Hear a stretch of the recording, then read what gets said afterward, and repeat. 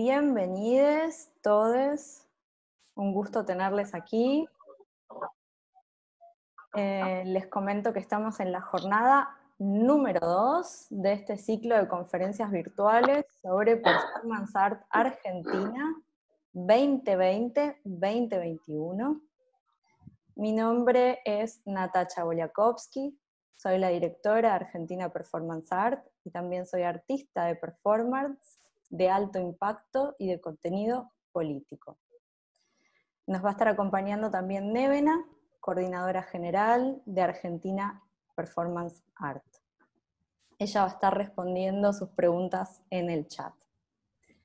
Les voy a contar un poco de qué va este ciclo, ¿sí? Son 4 jornadas de debate e intercambio para repensar, reflexionar de manera colectiva en torno a temas de actualidad, siempre con el foco y desde una perspectiva sobre la performance art argentina.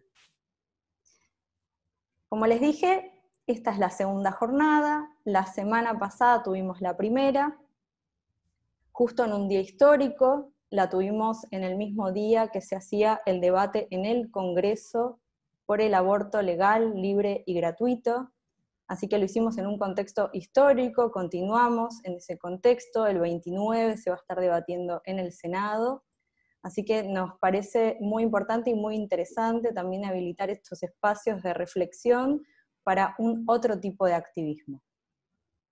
Voy a pasar a presentar lo magnífico que tenemos hoy. Hoy tenemos al Archivo de la Memoria Trans y Eduardo Molinari. El Archivo de la Memoria Trans es un espacio físico y virtual, donde se comparten fotografías, testimonios, cartas y crónicas policiales de la comunidad travesti, transgénero y transexual de Argentina. Una colección que se considera un tesoro, ya que por mucho tiempo en nuestro país hubo vidas borradas, fotografías que las familias prefirieron ocultar, y leyes y edictos que penalizaron y persiguieron sistemáticamente a las identidades trans. Estos documentos, hoy preservados, sobrevivieron a la dictadura, a la represión policial en democracia, y hoy se encuentran en estado de vulnerabilidad, dado que son álbumes familiares pertenecientes a colecciones privadas, en muchos casos están rotos, olvidados o colocados en ambientes húmedos o desechados. Eduardo Molinari. Nació, vive y trabaja en Buenos Aires, Argentina. Artista visual, licenciado en artes visuales, docente investigador de grado y posgrado en el Departamento de Artes Visuales de la UNA. El caminar como práctica estética.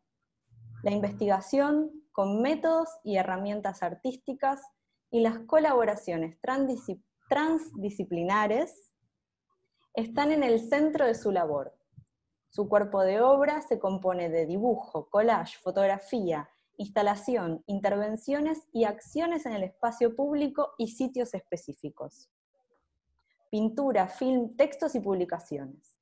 En 2001 crea el Archivo Caminante, archivo visual en progreso que indaga las relaciones entre arte, historia y territorio.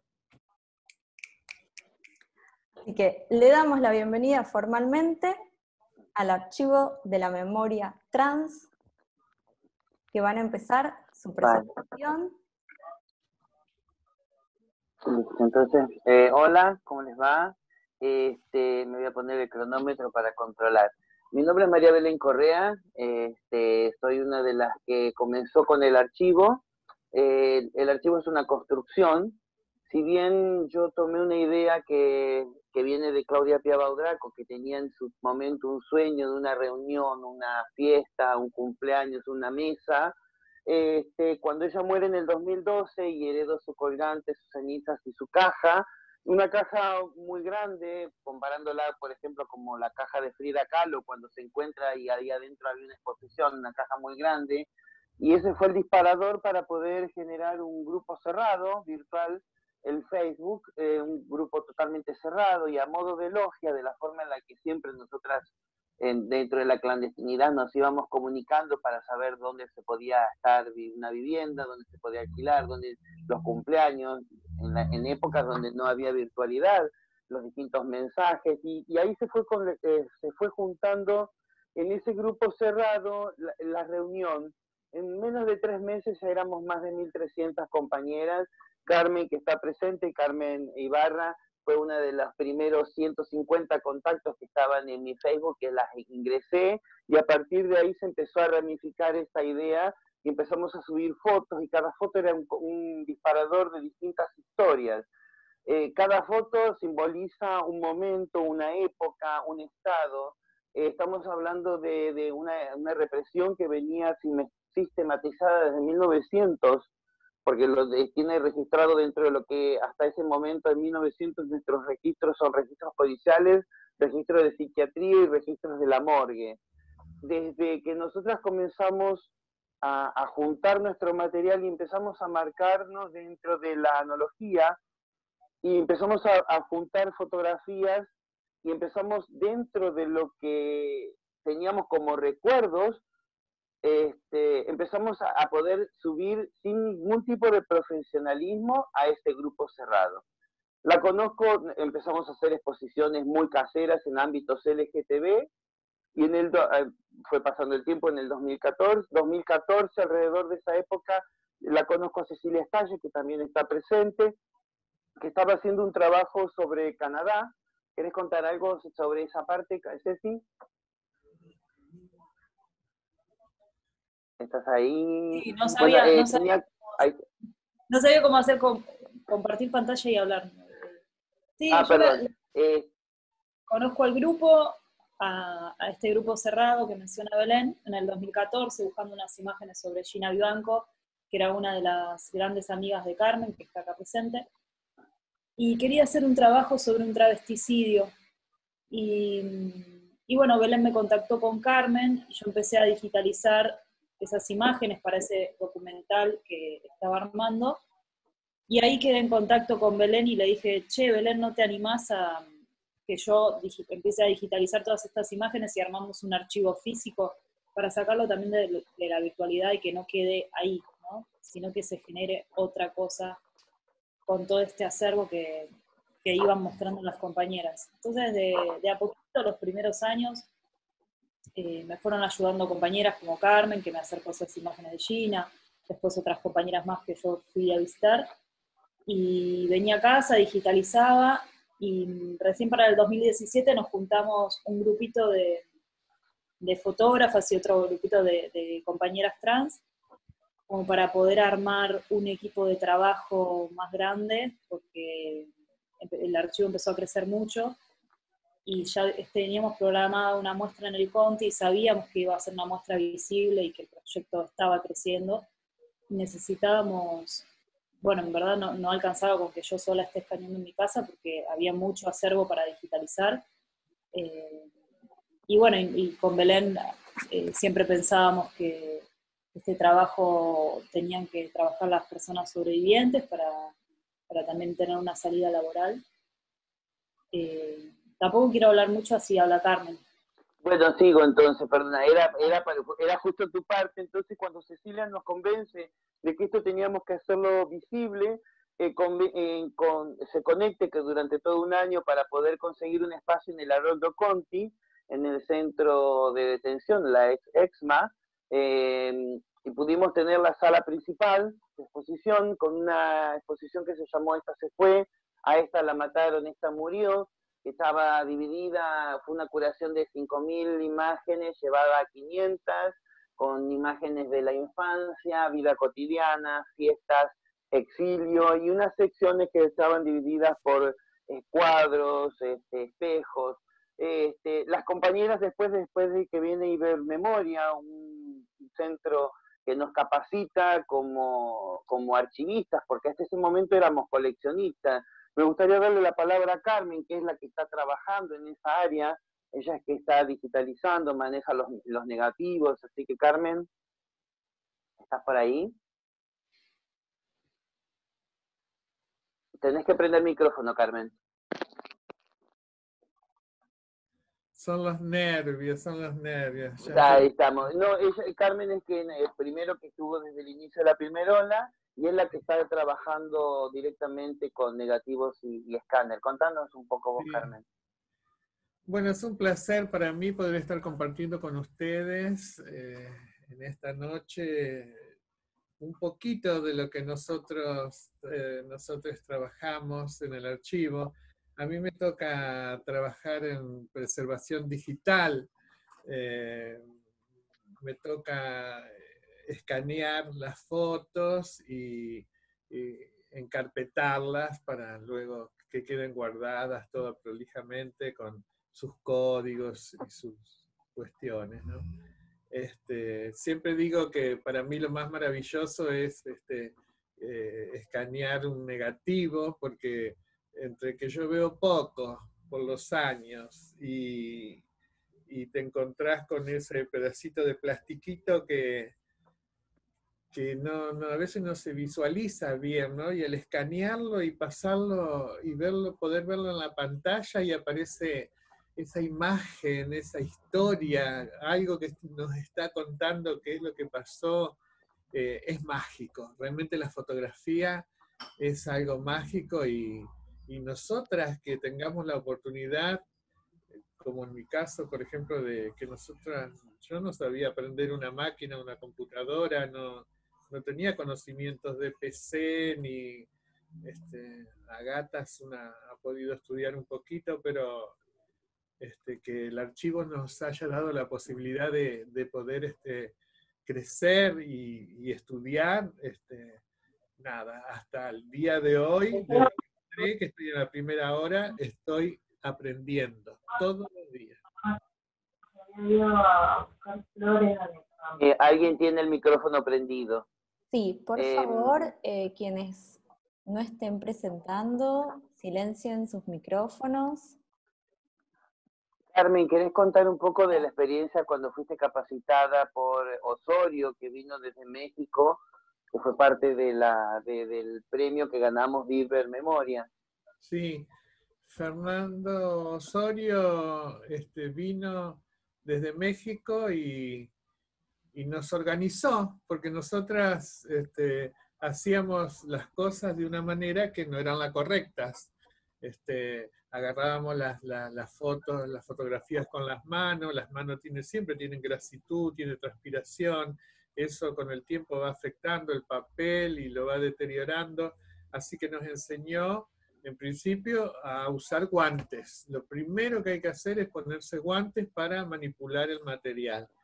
Luego usar delantal, usar barbijo y a construir, ¿no? A enseñarnos cómo es el paso a paso, todo lo que hay que hacer, cuál es el primer paso, cómo se hace para limpiar las fotografías, cómo se hace para anotar, todo el paso a paso que nosotras, yo lo tengo que confesar en este momento, era como que hablaban, no sé, era chino básico para mí, porque yo no entendía los términos ni nada.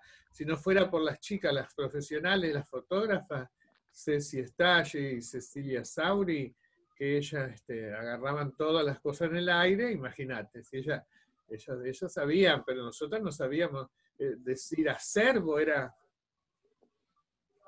cosas raras, eran palabras que no...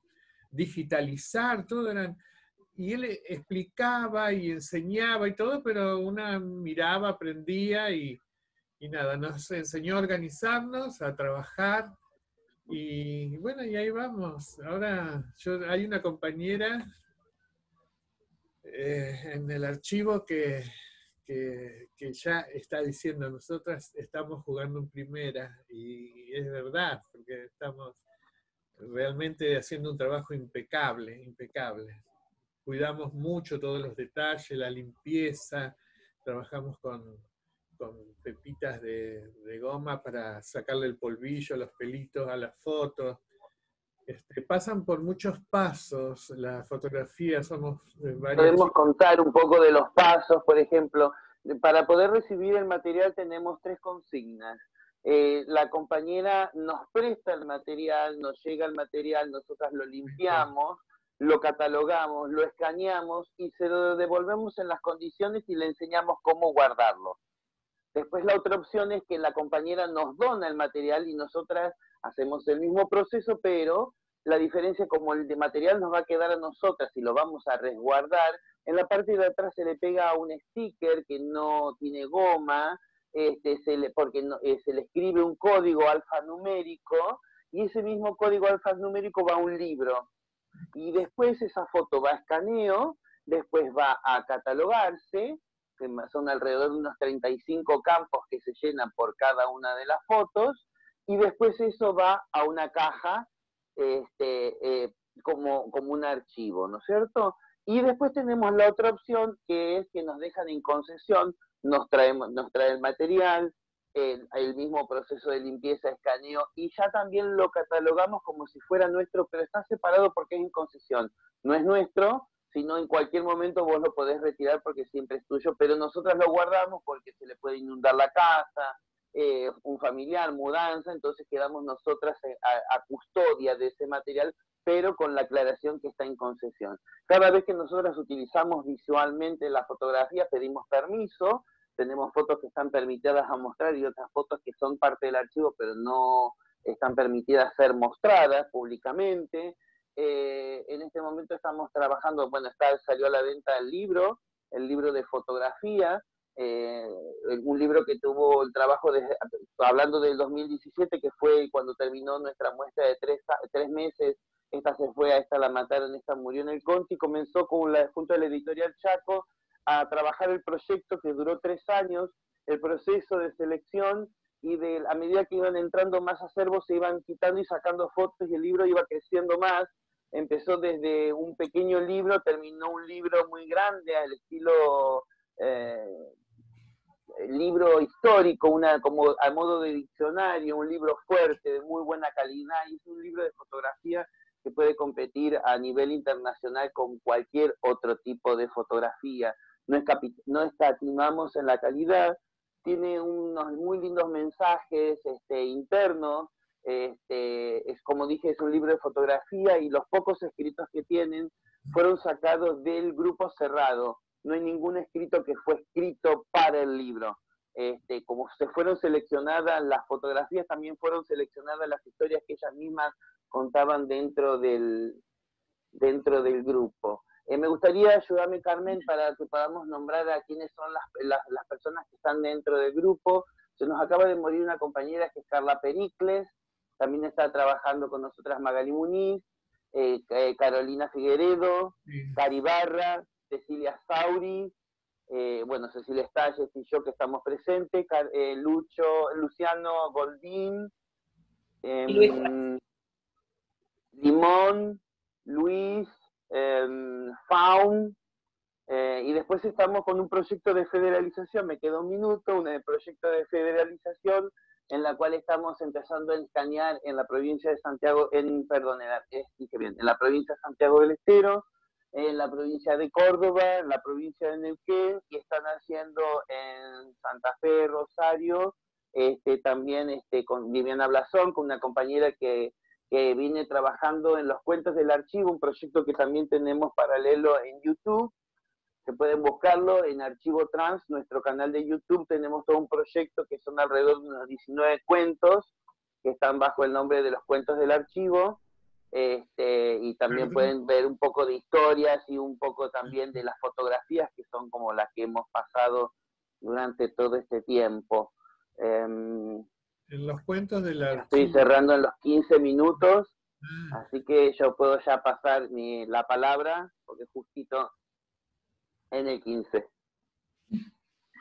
Belén, no, lo que quería contar un poco también, la cantidad de material que tiene nuestro acervo, que son alrededor de 10.000 piezas, el 90% es fotografía, nos ampliamos también a otros formatos, lo que pasa que también es mucho trabajo y todavía no tuvimos tiempo, pero tenemos fotografías, cartas, postales, objetos personales,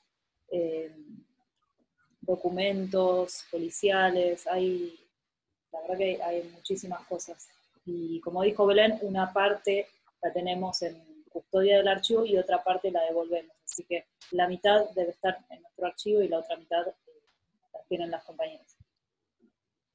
Y ahora estamos, lo último, estamos con una beca de Berlín catalogando todo el material y en el mes de marzo vamos a lanzar la web donde todos van a poder mirar el material catalogado y van a poder indagar sobre todos los acervos del archivo. Bueno, un lujo. Gracias Belén, gracias Ceci, gracias Carmen. Sí. Sé que esto es una muy breve introducción y ahora vamos a poder tener la oportunidad de charlar y expandir todo esto. Hay un montón de comentarios tanto en Facebook como acá en Zoom de gente que tiene el libro, lo está esperando y están todos muy emocionados. Ahora vamos a pasar a la presentación de Eduardo Molinari con una performance como archivo caminante y luego vamos a pasar al debate entre ustedes, ¿sí? Eduardo. Hola, ¿qué tal? Buenas tardes, noches. Agradezco especialmente a Natacha y a Nevena la invitación afectuosa que me han realizado. También agradezco a mis compañeros del Archivo Trans, aquí de la mesa, y a todos los participantes del ciclo, y bueno, y a todos los aquí presentes. Quería agregar una parte respecto de mi biografía que creo que es importante porque, además del Archivo Caminante, yo integro con Azul Lacioto el colectivo La Dársena, que durante 6 años tuvo un espacio autogestionado en el barrio de Almagro entre el 2010 y el 2016, y ahora funciona un poco en modo alfombra mágica, de manera tal de crear algunas experiencias situadas junto a otras. Lo primero que quería... voy a compartir pantalla, perdón. Lo primero que quería hacer era como una especie de operación de reversibilidad respecto del título de mi presentación y decir una performance como archivo caminante, pero también un archivo caminante como performance. Perdón. Las reflexiones e interrogantes que compartiré hoy florecen de una práctica artística que para mí es mestiza, pluri o trans. Una práctica artística, pedagógica, investigativa y activista, cuyos intereses y objetivos podría sintetizar en 2 acciones. Por un lado, provocar efectos de resonancia, poner en circulación energías de expansión, de contagio, de escucha, de empatía, de cuidado y de amor por la vida diversa, como las ondas que generan las piedras que arrojamos sobre la superficie acuática jugando de ese modo. Una resonancia en nuestras cuerpas vibrátiles y también en la cuerpa social o comunitaria. Por otro lado, también me interesa despertar un sentipensar, una capacidad anfibia, podríamos decir, que articula asombro, curiosidad, intuición y percepción. También podría decir alucinación predictiva, con una actitud crítica y analítica, y que orienta el tránsito por la dimensión desconocida de nuestras experiencias cuando buscamos nuevos saberes o conocimientos.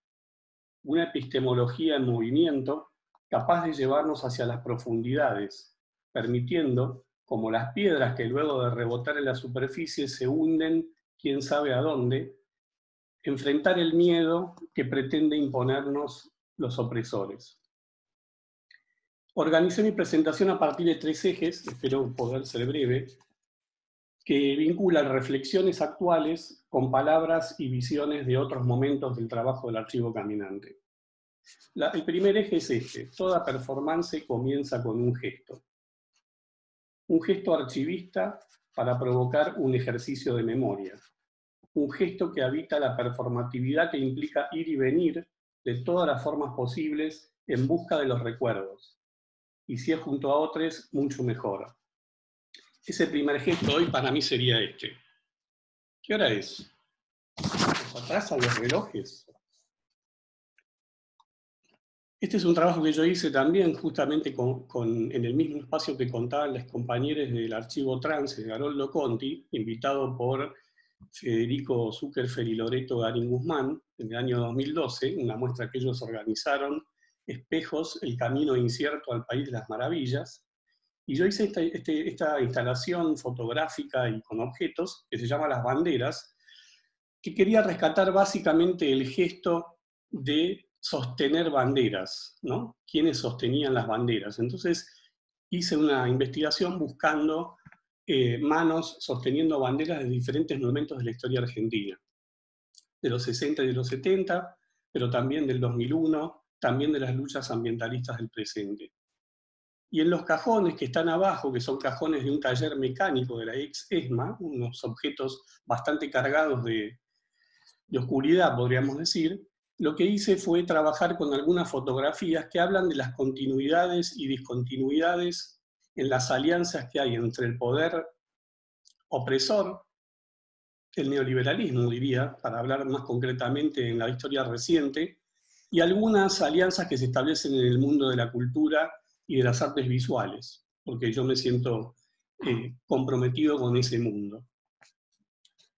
En ese sentido, podemos ver algunas fotografías, son parte de mi trabajo que tiene que ver con lo que yo llamo papelera de reciclaje, son fragmentos de fotos que yo tomo con mi cámara de la pantalla de la computadora. Acá ven, por ejemplo, a Jacobo Fitterman y a Carlitos Grosso inaugurando Arteba en 1991, o las sonrisas de Menem y Amalita de Fortabat, que fue presidenta del Fondo Nacional de las Artes desde 1989 hasta el 2003, más o menos. Es decir, atravesó todo el periodo neoliberal. Lo primero que se me viene a la cabeza cuando yo pienso en los 90 es Menem. No es el Rojas, no es Belleza y Felicidad, es el saqueo del Estado, es la destrucción de derechos laborales y lazos sociales, es la miseria planificada a través de privatizaciones, es el inicio de la sojacracia y su monocultura, es el momento de creación por parte de la misma élite social que se benefició con este saqueo y privatizaciones de un nuevo sistema del arte. Es el inicio de un pacto de mutua legitimación, hasta hoy vigente podría decir, entre esa clase social y un tipo específico de subjetividades y prácticas artísticas. Pacto que da origen a un nuevo coleccionismo. Recuerdo también artistas celebrades por esa élite. Artistas que no hablaban de esa política ni de ninguna política, tampoco de políticas identitarias, como bien se recordaba y se reclamaba en el encuentro de este ciclo de la jornada anterior. Sí se les notaba mucho, en cambio, la predisposición y disponibilidad para aportar al imaginario de la fiesta menemista, a la narrativa oficial que hablaba de un presidente transgresor. Alianza que años más tarde, algunos teóricos y protagonistas denominaron arte rosa light, tratando de teñirla con algún tipo de politicidad retroactiva. Nos faltan historiadores que estudien e investiguen con un poco más de espíritu crítico ese periodo, ese pliegue en el que hedonismo, Tao del arte, mundo gay, escuelismo, tecnologías de la amistad y poder se dieron la mano, o se tocaron los culos. Y no se trata de un cuestionamiento moralista. Lo personal es político, lo sabemos. La pregunta es qué tipo de intereses se fortalecieron al calor de esa fiesta, hasta el día de hoy. La pregunta es sobre quiénes dieron forma a un tipo de comunidad artística disponible para el neoliberalismo. Un segundo recuerdo son las jornadas del 19 y 20 de diciembre del 2002. ¿Estamos todavía a casi 20 años del 2002 debatiendo institución o calle? ¿Qué pasa con el arte político en la Argentina? ¿Qué clase de brebajes hemos tomado que parece que nada de lo que ha ocurrido y experimentado hubiera dejado huella? ¿Quiénes escribieron la historia y crearon archivos todos estos años? ¿Qué clase de coordenadas espaciotemporales y de categorías filosóficas, sociológicas y estéticas organizan las narrativas históricas y archivísticas para que el legado de las luchas sociales y culturales contra el neoliberalismo y contra la dictadura, que es una expresión de lo mismo, nos dejen hoy nuevamente parados frente a esta pregunta: ¿institución o calle? Retomando el gesto preguntando caminamos. Los ejercicios senderistas organizan las acciones del archivo caminante y configuran una buena parte de su performatividad. Estas imágenes, por ejemplo, son del año 1999, cuando todavía no existía el archivo, pero es la primera vez donde yo hago como una toma de autoconciencia respecto de mi condición caminante, como un método que luego voy a desplegar. Esto es del año 2002, y esto sí es, yo lo considero mi primer ejercicio de intervención en el espacio público, con intenciones de activar un campo de fuerza simbólico que de alguna manera tensionaba problemas. Esto es en el verano del 2002, o sea, con la crisis del 2001 muy reciente, y yo hice una caminata por la City porteña portando un tejido original del pueblo mapuche, un poncho. Una actitud que podríamos decir un tanto ingenua, pero que pretendía activar esas energías en ese espacio. Y derivó luego en una muestra llamada Destierro en la Fábrica Cultural IMPA en el año 2002. Una segunda cosa que me interesaba compartir era también en esta muestra, en el año 2006, yo hice una publicación, la obra se llama El Parque Problema, parte de la normalidad, una muestra en el Palais de Glass, un proyecto complejo, donde surge una subjetividad, una encarnadura, podría decir, que a mí me interesa mucho, que son los hombres de maíz, los seres de maíz. Hice una publicación que se llamaba El Tío, una especie de recurrencia al diablo de los mineros del Cerro de Potosí, de los trabajadores de las minas del Cerro de Potosí, para tratar de contrarrestar una cosa que se discutía en ese momento, estoy hablando del 2006, un momento cercano a la ocupación de la ESMA por Néstor en ese momento, y yo me acuerdo mucho de una nota de Mariano Grondona donde hablaba de la teoría de los dos demonios, otra vez, pero esta vez ponía énfasis en un tercer demonio, que era la inseguridad. Entonces yo, para conjurar ese tercer demonio, hice esta publicación que era El Tío. Y en ese libro decía lo siguiente, una pequeña publicación decía lo siguiente: una construcción colectiva pone de manifiesto un gesto. En este sentido, lo que fabrica es espacio. Si la gestualidad es expresión de un deseo de alcanzar algo que aún no existe, la construcción colectiva fabrica un espacio de acción, un compromiso común. En este espacio hay una permanente interrogación acerca del hacer individual y grupal. Estar allí implica ser parte del acontecimiento, no un espectador de los mismos. Si en cambio no hay gestualidad, o la gestualidad da cuenta del miedo, la construcción colectiva se desarma. El silencio y el miedo empequeñecen el espacio hasta disolverlo. Una construcción colectiva pone en acción una fábrica de tiempo. Las detenciones son igualmente determinantes que los movimientos. Como al atravesar un umbral, el tiempo fabricado tiene otra calidad. No es un tiempo que nos conduce al futuro, sino hacia la transformación. Esto es parte de este librito. El FMI en esa época decía que Argentina volvía a la normalidad. El segundo eje es una sopa de tiempo. Lo sintetizaría de esta manera. Toda performance nos invita a beber una sopa de tiempo, una nutritiva poción en la que pasado, presente y futuro se revuelven en una única temporalidad, la de la transformación. La historia para el archivo caminante no es un punto de partida, nunca de llegada. No es percibida como un mero pasado, sino también como la historicidad presente en nuestra vida cotidiana, nuestro poder para construir nuestra historia hoy. La memoria y la historia son concebidos como territorios que pueden ser revisitados, retransitados, resignificados. Afirmo que toda práctica artística crea relatos, narrativas, textualidades, que no hay texto sin contexto. Pero ni nostalgia ni pasado mejor. Este es el símbolo del archivo caminante, este burrito o mula. Y dice, ni nostalgia ni pasado mejor, porque cuando yo inicié en el 2001 este trabajo, no era muy normal que la gente le interesara la historia y el contexto, entonces recibía críticas desde este punto de vista, que era como un trabajo nostálgico, y nada que ver con eso. Como los burros, como las mulas, animales dotados de una fuerte intuición a la hora de moverse por caminos difíciles, el archivo caminante transporta memorias de una persona a otra, de una generación a otra, de un lugar a otro. Pero no cualquier recuerdo, sino recuerdos potencia, aquellos en los que hay algo vivo o susceptible de vivir. Voy a pasar un poco rápido, porque si no me voy a quedar corto.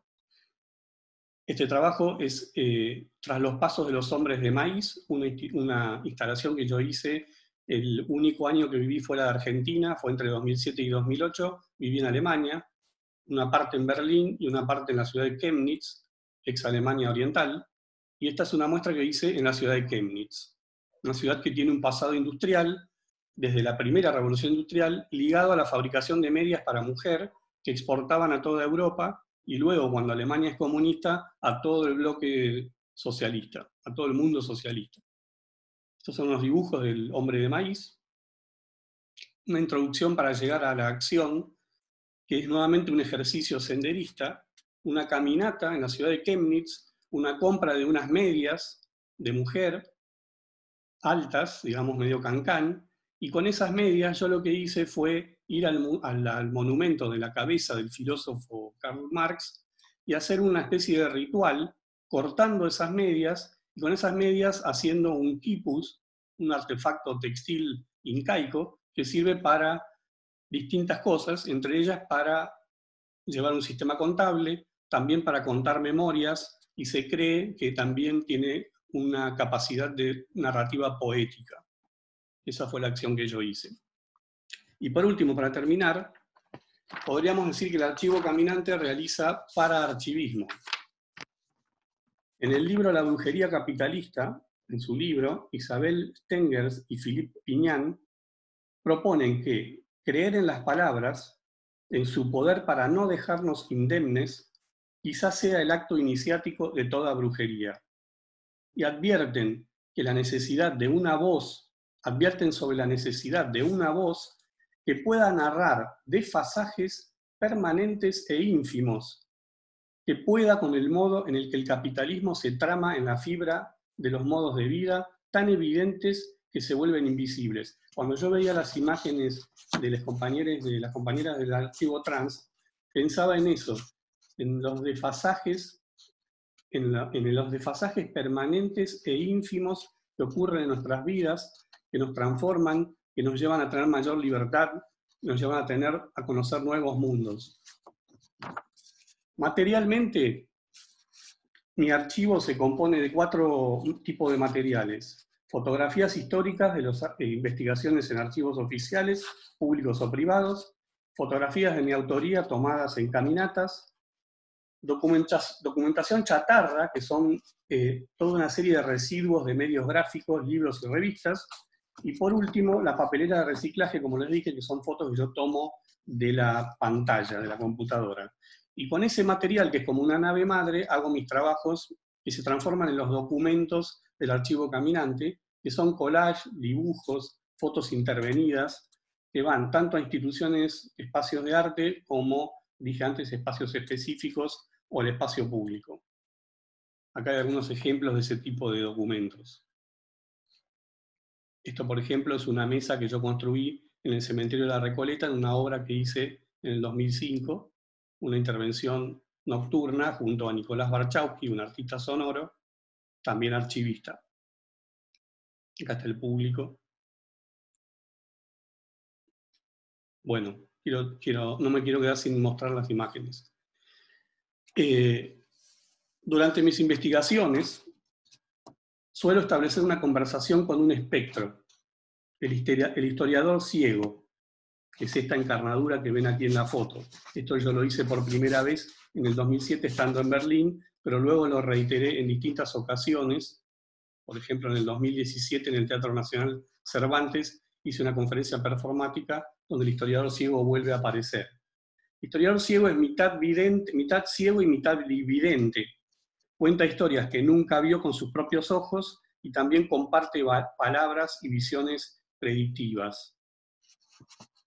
Y para terminar, toda performance puede, si se lo propone, hacer visible lo invisible.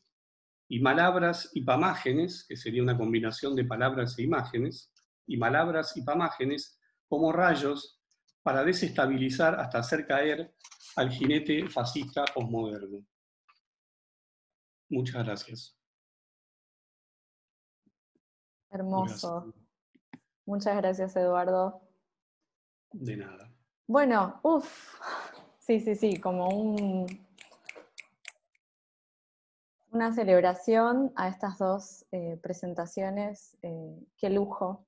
Me quedo con hacer visible lo invisible, ¿no? Creo que eso es algo que une a estos tres archivos.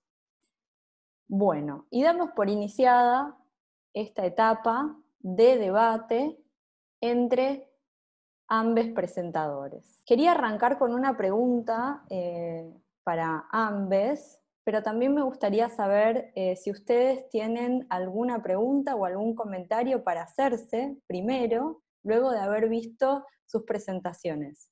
Quiero compartirle a toda la audiencia que ayer hicimos una prueba y fue sumamente interesante cómo en esa prueba Ceci vio un poco el archivo de Eduardo y trató de hacer como una especie de estadística de la cantidad de elementos que tiene Eduardo, que los tiene sumamente acomodados y clasificados en unas carpetas y también en un armario, así que es un lujo poder entrar a estos archivos. Y también tenemos presente a Sonia, que es parte del comité de Argentina Performance Art, que ha generado una ficha de archivo y catalogación sobre el trabajo de Eduardo Molinari.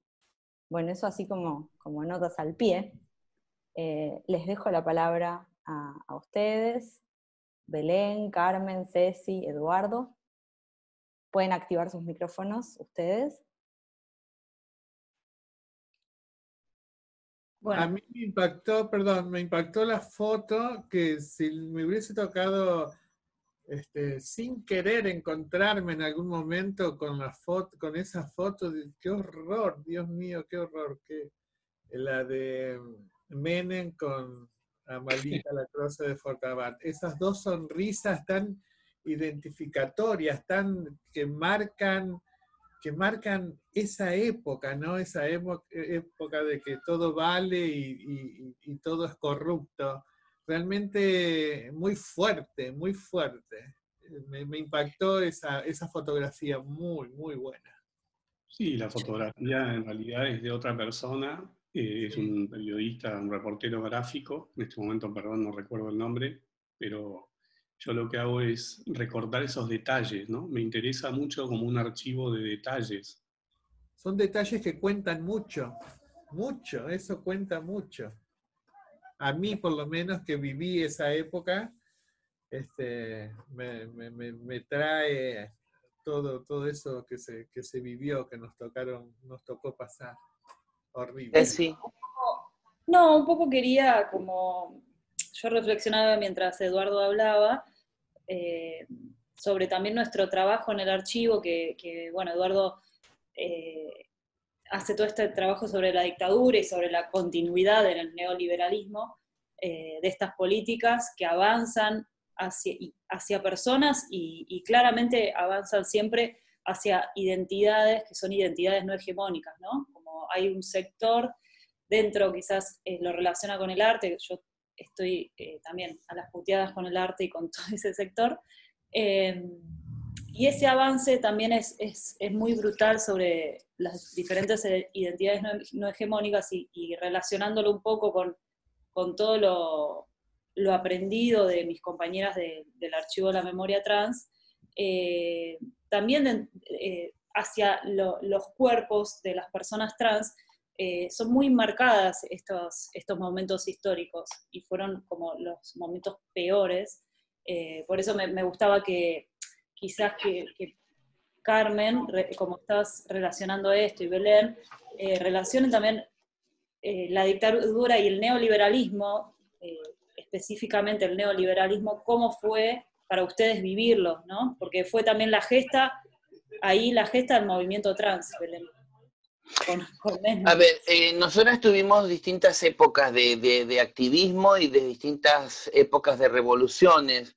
Si tenemos que, por ejemplo, marcar las revoluciones de los 40, cuando se empezaron a organizar en Devoto, armando un argot, un dialecto, una forma de comunicación para que ni el policía ni el preso pudiera entender lo que nosotras habláramos, y muchas hasta el día de hoy seguimos hablando el mismo carrilche, el argot.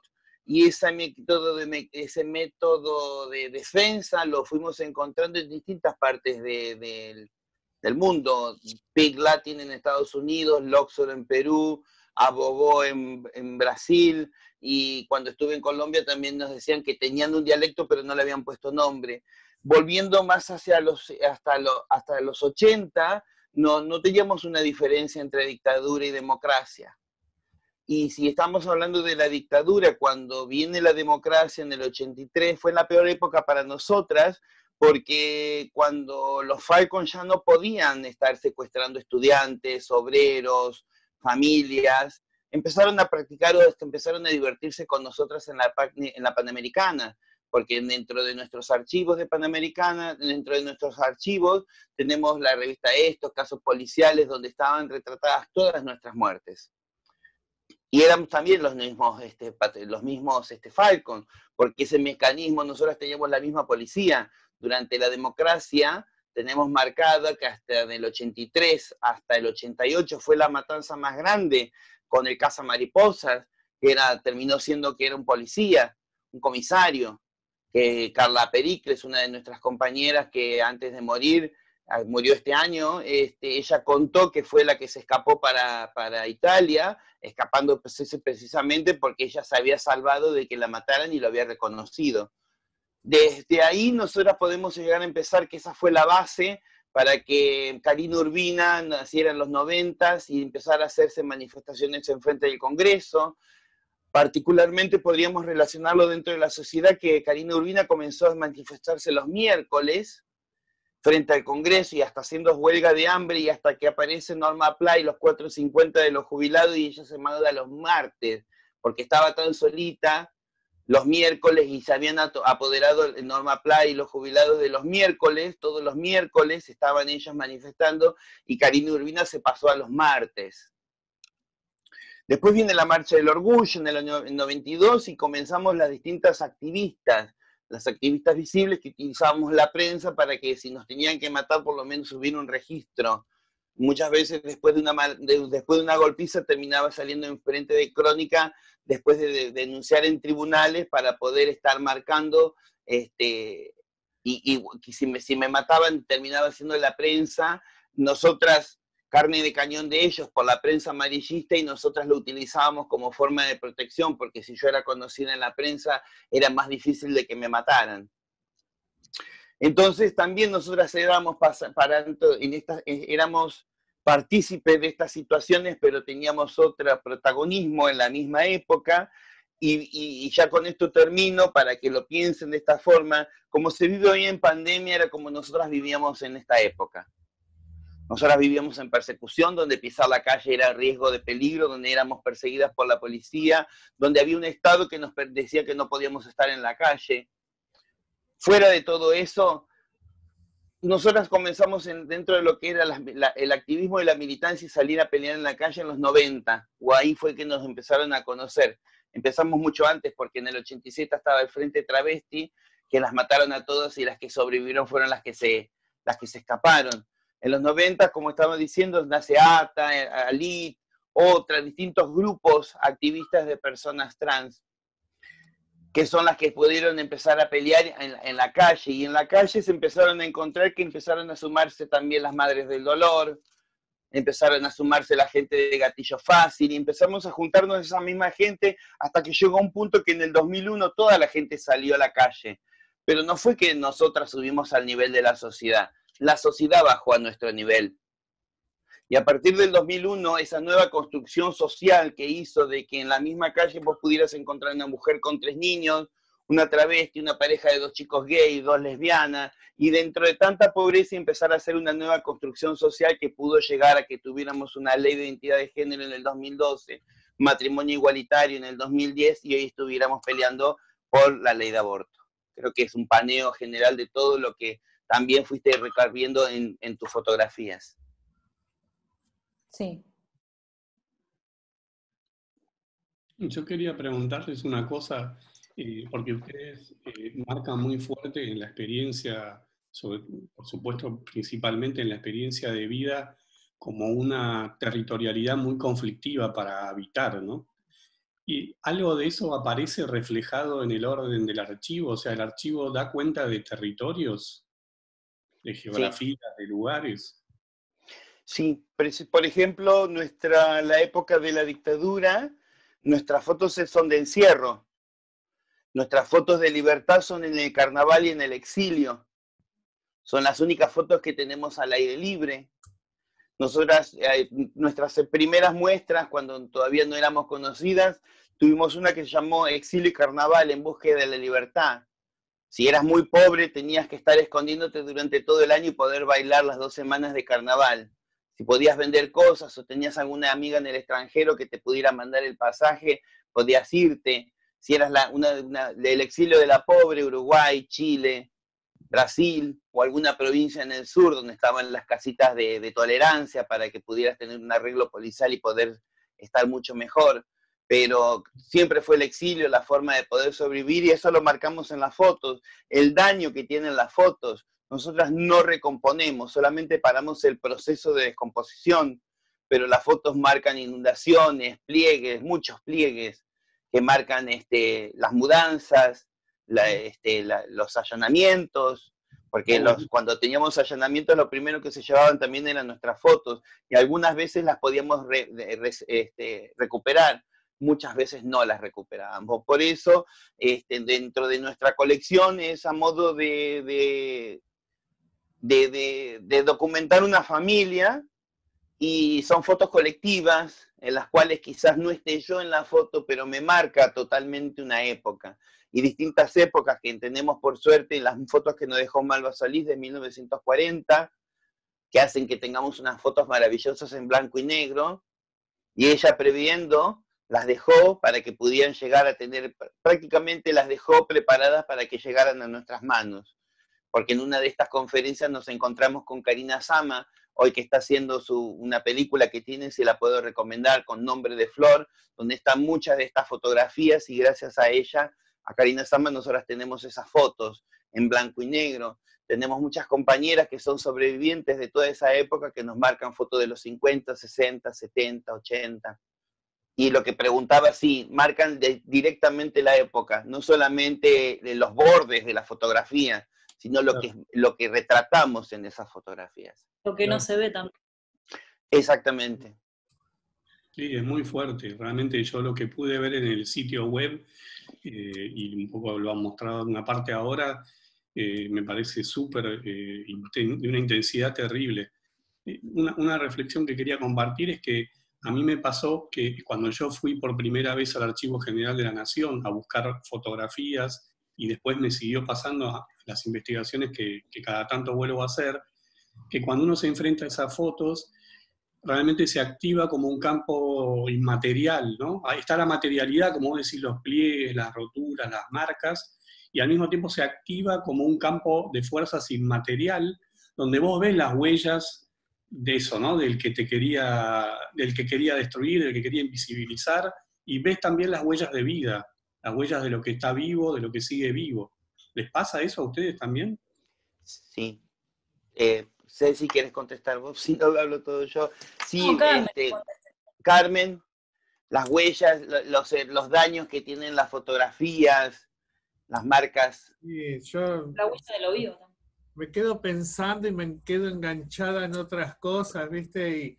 Y en esto de que una vivió una pandemia, porque todas estas cosas, todo lo que marca una fotografía que está ajada, rota, le falta un pedazo, tiene relieves distintos, todo marca una época, y Belén comentó tantas mudanzas, tanto que te echen de un lado con lo importante que es el techo. El techo para un ser humano es de donde partís a hacer tus tareas y de donde volvés de hacer todo y tenés ese refugio. Y nosotras nunca lo tuvimos. Y cuando lo hemos tenido, que eran pensiones de mala muerte, conventillos, hoteles, era mucho más caro, se abusaban también porque nadie nos quería alquilar, y era continuamente como el caracol, ir con la casa a cuesta. Por eso cuando hacemos exposiciones y hay una palabra, Cecilia, ayúdame con eso de armar Montaje. hacer el montaje. Nosotras siempre hacíamos el montaje de donde vivíamos al nuevo lugar donde nos tocaba ir. Y nos echaban por nuestra condición sexual y no podíamos trabajar por nuestra condición sexual. Y todo eso, yo me quedé pensando, las escucho y los escucho a ustedes y Eduardo, y nosotras vivimos siempre en época de pandemia.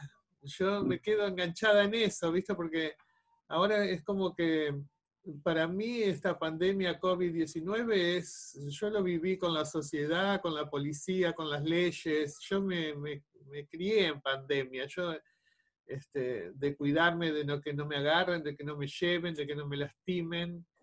Y ahora les toca un poco saber lo que vivíamos nosotros con esta pandemia. Me entristece, me pone triste, me emociona y me quedo ahí colgada y pensando en tanta injusticia que se cometieron con nosotras. Y todo está reflejado en la fotografía y en lo que han tenido que pasar esa fotografía, ¿no? Ese trasladarse de un lado a otro y acompañarnos siempre.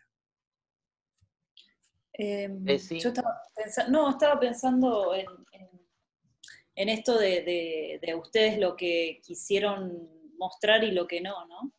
Con las fotografías que vemos casi siempre son imágenes muy alegres también.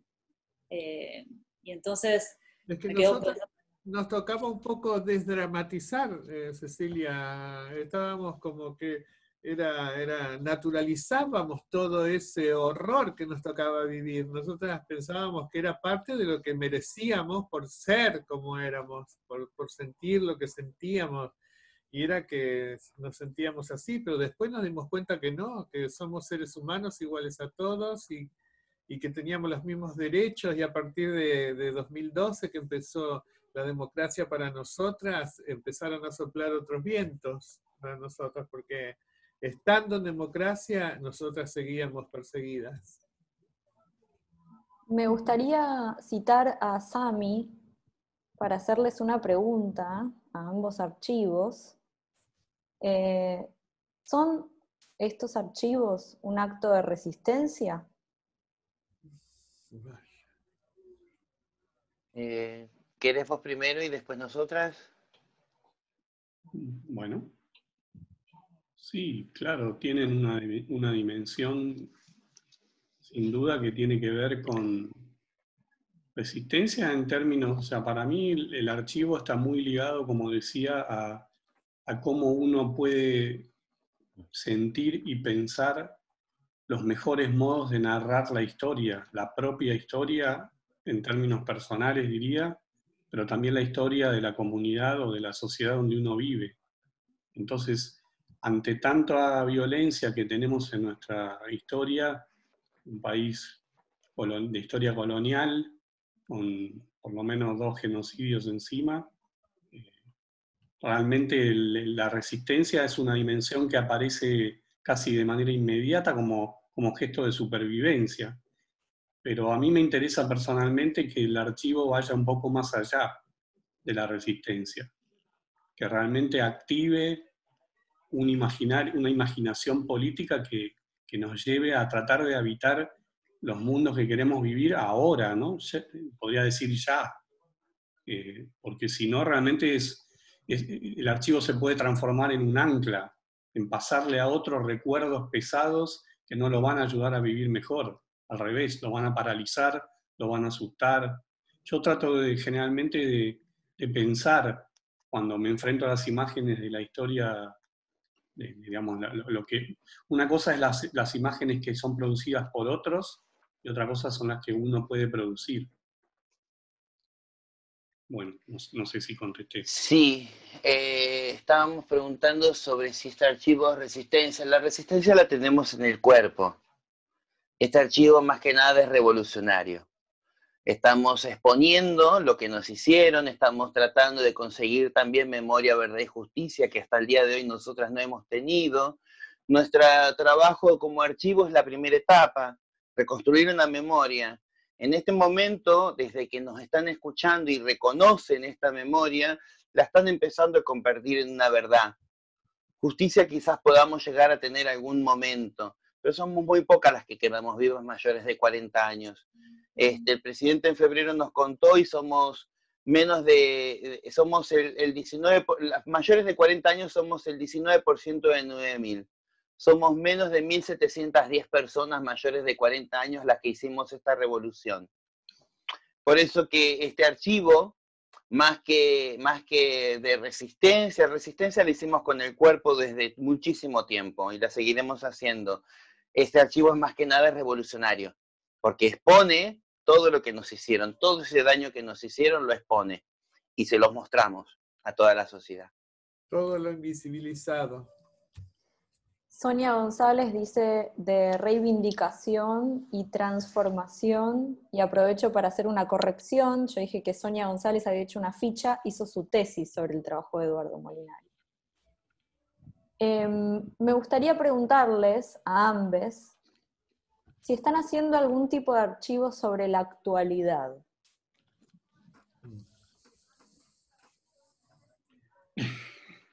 Nosotras seguimos, perdón, sigamos con el mismo orden, vos primero. No, Belén, dale, ahora vos, uno cada uno. A ver, nosotras sabemos que de acá a unos años tenemos que empezar a trabajar sobre la digitalización, o sobre lo digital. Nosotras hasta el día de hoy estamos trabajando tratando de salvar lo analógico, lo que se está a punto de destruir. Estamos pensando que trabajamos con población que dentro de 7, 10 años se murió toda. No vamos a poder tener quien nos esté catalogando y contando quiénes están en la foto. En este momento nosotros estamos trabajando en el borde y en el límite de lo que nos pasó. Estamos tan al borde de poder contar que estamos en este momento trabajando con fotos, que las fotos nos las regaló una compañera hasta hace 2 años, hoy está muerta, y tratando de conseguir amistades alrededor de esa compañera para que nos cuente quiénes están en la foto, qué fecha, o algo para poder catalogar esas fotos. Imaginen que eso dentro de 10 años va a ser imposible. Entonces, hoy nuestro futuro es tratar de salvar lo más que podamos. Imagínense que tengamos un bote con agujeros y tenemos tazas en las manos para tratar de sacar el agua del bote. Estamos haciendo lo que podemos llegar, no llegamos a tiempo de poder registrar a cada una de las compañeras. Sabemos de que, y la sensación que siempre repito que tenemos dentro del archivo es que cada vez que se nos mueren una compañera es como prender fuego a una biblioteca, que no llegamos a registrar, que se van con un montón de historias y que tratamos de hacer lo que hasta donde llegamos. Entonces, estamos hoy en día tratando de hacer la federalización para que cada una de las provincias puedan contar su historia. Sabemos que de esto va a ser una aposta que a futuro, yo sé que no vamos a estar mucho tiempo nosotras como somos mayores. Yo tengo 47 años y si yo estuviera viviendo en Argentina yo estaría muerta en el 2015 por el sistema de salud de Argentina. Yo estoy viva gracias a la salud alemana. Y esto lo tengo que contar directamente. Yo estaría muerta ya si estuviera viviendo en Argentina. Porque me dolía de un lado y cuando me dijo el médico me dice, eso es el hígado. Y cuando viene a la medicina alemana me dice, si vos tenés el hígado de ese lado sí que tenés un gran problema. Y con los mismos análisis que me habían hecho a mí, me mandaron a una clínica y estuve 1 año internada porque tenía meningitis cerebral. Entonces esa también es la desidia que tenemos en Argentina. Tenemos una ley de identidad de género que es perfecta, que tiene un artículo 11 que prevé la salud de las personas trans, pero no se cumple. Tuvimos un gobierno hasta 4 años donde teníamos una Secretaría de Salud y donde no se promulgaba el artículo 11 para la salud de las compañeras trans. Las compañeras están muriendo con un promedio de este año de 40,7. 40 años, 7. En 1900 se morían las personas a esa edad. Y se mueren de enfermedades predecibles, más allá de los 9 crímenes transfemicidios que hemos tenido este año. Y los 5 suicidios. Más allá de eso. Me pongo mal ya. ¿Cómo era la pregunta? Gracias, Belén. Me parece importante este momento, darnos un respiro, es mucho lo que estamos hablando. Personalmente te abrazo desde acá. Estábamos hablando sobre el archivo de la actualidad. Yo quería, sí, me vino un poco eso. Bueno, igual le toca a Eduardo hablar, pero yo creo que nuestro archivo siempre trabaja sobre el presente, sobre lo que es posible en el presente. No sé si es que trabajamos sobre el pasado, trabajamos sobre el ahora, sobre lo que también la sociedad puede ver ahora. Entonces vamos avanzando en el presente, trabajamos con eso, creo. Y estamos aprovechando también estoy así, se me escucha así, estamos aprovechando que podemos contar la historia en primera persona, entonces somos pocas las que quedamos vivas, somos muy, pero muy pocas. Entonces el archivo en este momento particular está tratando de aprovechar eso, ¿no? De que tener la voz y contar las historias en primera persona. Y eso. Me emocionó lo de Belén también, que estaba tan emocionada. Pobre Belén. ¿Estás bien, Belén? Muchas cosas pasamos, pero bueno, esa es la idea, estar contando en primera persona. ¿Cuántas somos, Belén, vos que sos la historiadora del archivo? Eduardo, que tiene Sí, le consigna. toca a Eduardo, Carmen, después pasó. Tengo 63 años ya y no tengo mucho. Te lo digo rápido los números. El presidente nos costó, somos 9.000 personas que tenemos el cambio registral. Mayores de 40 años somos el 19%, pero desglosando ese 19% es entre 40 y 49 años somos el 14% de 9.000. Entre 50 y 59 años somos el 4% de 9.000 y mayores de 60 años somos el 1% de 9.000.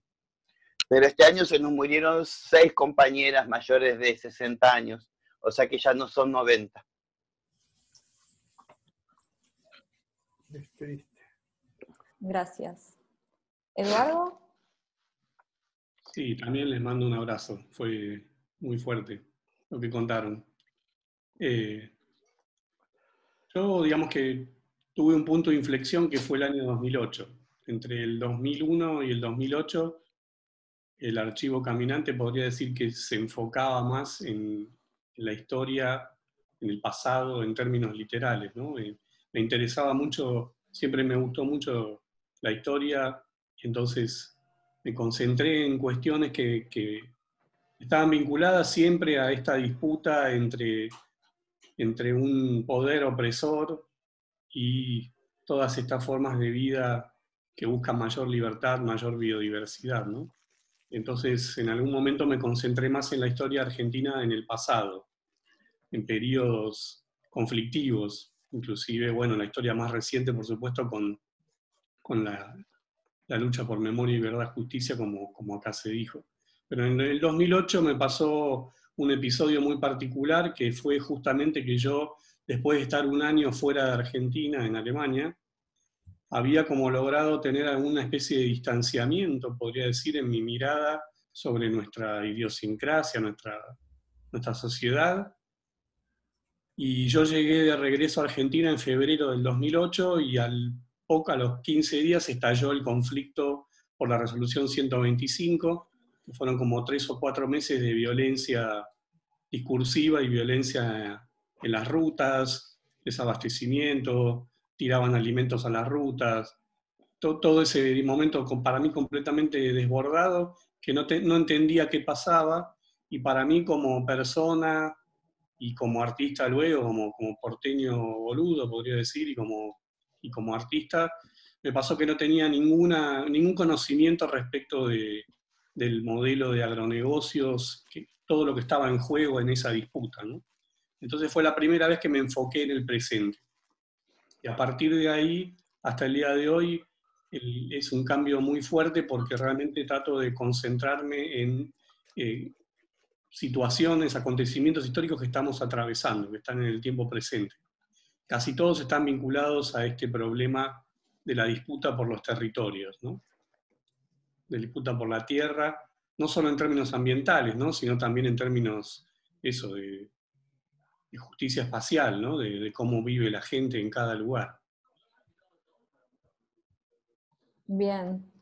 Quería decir algo, no sé si me corresponde a mí, pero frente a los comentarios que recibo tanto en Facebook como aquí en Zoom diciendo que el relato es muy fuerte y es real, me parece que es importante que más allá de que digamos que es fuerte, que sepamos que es real y que es algo que, aunque creamos que haya cosas que han cambiado, hay muchísimas, a la mayoría que no, y esto necesita ser visible y necesitamos escucharlo, necesitamos compartirlo, necesitamos saberlo, y creo que el trabajo de estos archivos es visibilizar, como dijo Eduardo, lo que no es visible, ¿no? Y es dejarlo permanente, dejarlo oral, dejarlo visual, dejarlo lo más que podamos.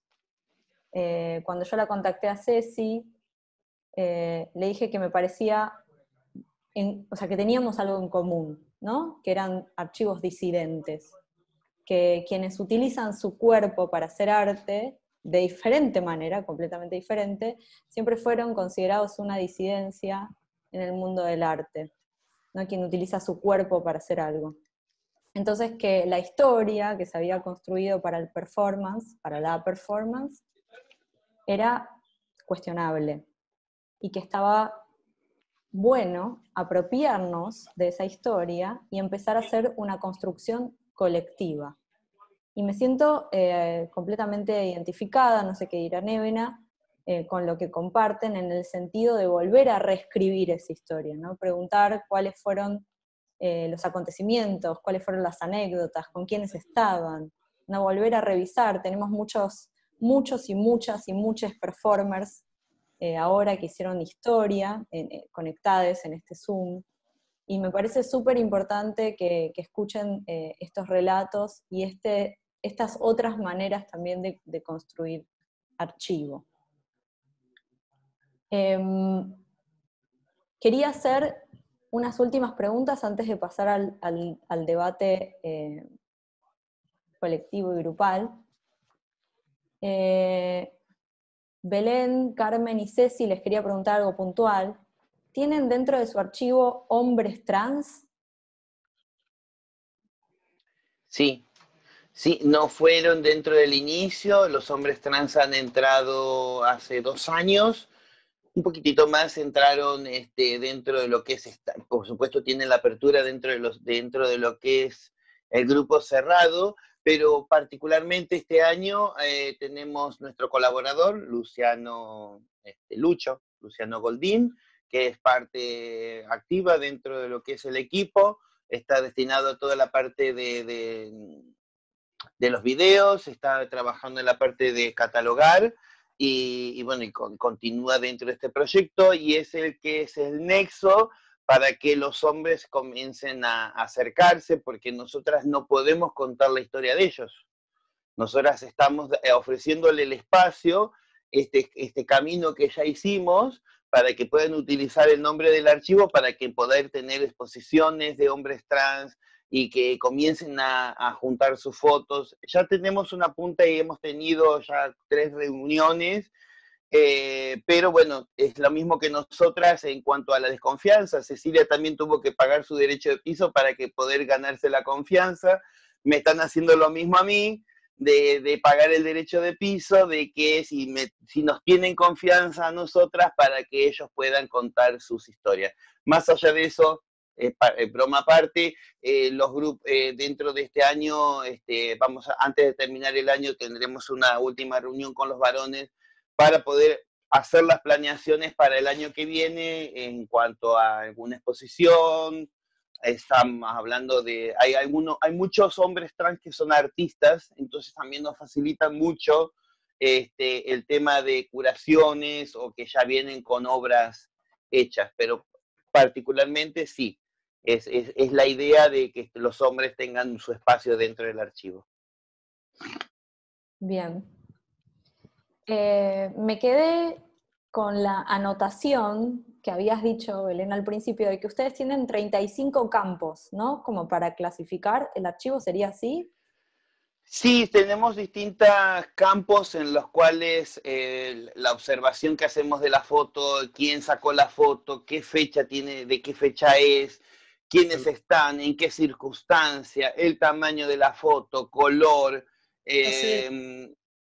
¿Crees que les cuente un poco de cómo se divide? Sí, dale, porfa, porque hay cosas que me las hago de memoria.